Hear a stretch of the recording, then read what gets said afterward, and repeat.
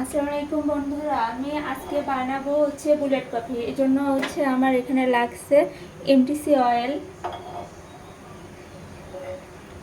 Coconut oil, extra virgin coconut oil, ঘি, coffee. এই কফিটা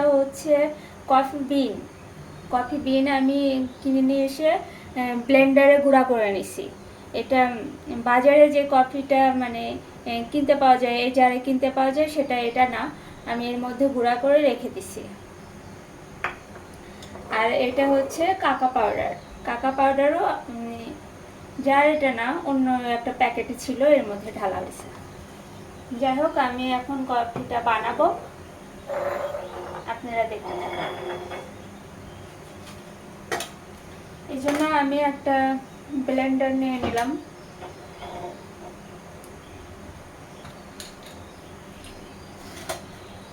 এখানে দেব 1 চামচ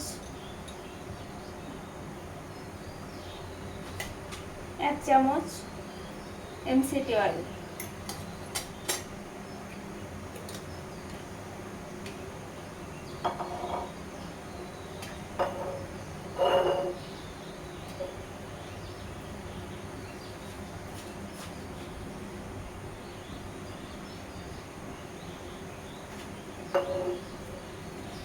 দিব কোকোনাট অয়েল। কোকোনাট অয়েলটা 2 চামচ দেব।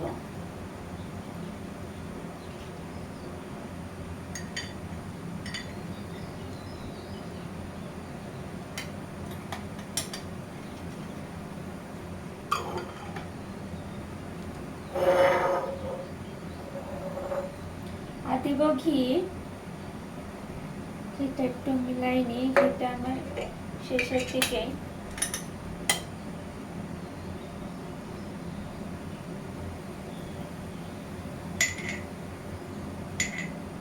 এক চামচ ঘি।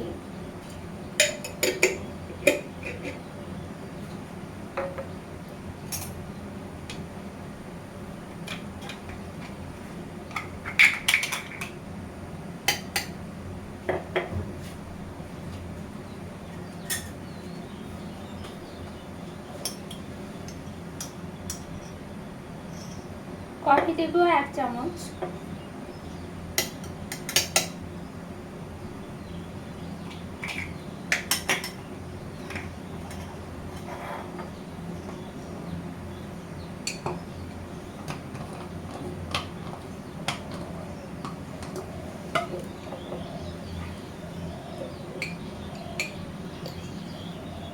আর কাকা পাউডার দিচ্ছি 1 চামচ।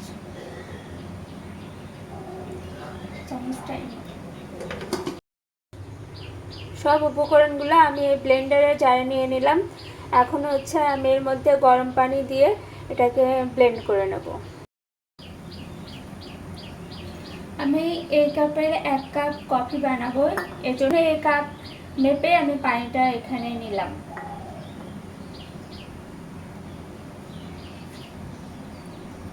চায়ের পাতিলে পানিটা দিয়ে আমি একটু গরম করে নেব। আমি এখন খুব বেশি পানিটা একদম ফুটায় নিব না, যে গরম হচ্ছে আমি ব্লেন্ডারে দিব, তো এই জন্য এতটুকু গরম করে আমি এটাকে একটু ব্লেন্ড করে নিব। সব পানিও দিব না। এখন গরম পানিটা আমি ব্লেন্ডারে দিলাম।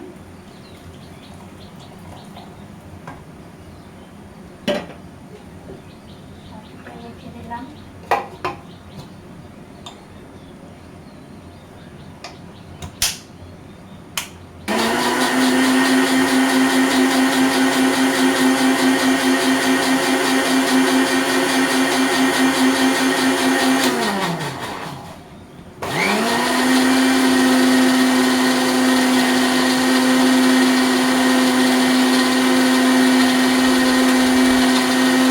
কয়েকবার আমি কফিটা ব্লেন্ড করে নিচ্ছি, আর কফিটা যত ব্লেন্ড করা হবে ততই ভালো।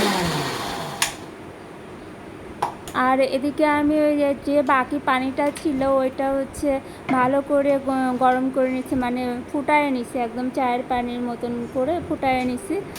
এখন আমি এই পানিটা ওর মধ্যে দিয়ে কফিটা রেডি হয়ে যাবে। গরম পানিটা এর মধ্যে দিয়ে দিলাম।